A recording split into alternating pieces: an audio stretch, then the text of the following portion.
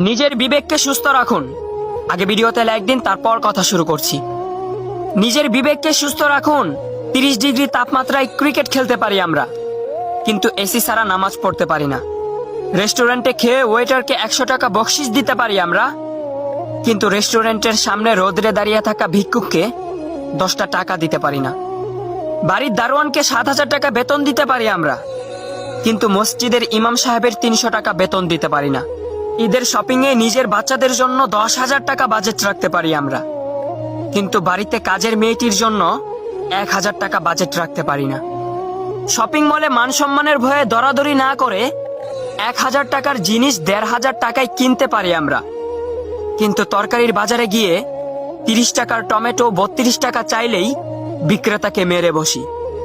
200 টাকার বাস ভাড়া 2,000 টাকা দিয়ে কার নিয়ে যেতে পারি আমরা, কিন্তু রিক্সাওয়ালা 10 টাকার ভাড়া 15 টাকা চাই।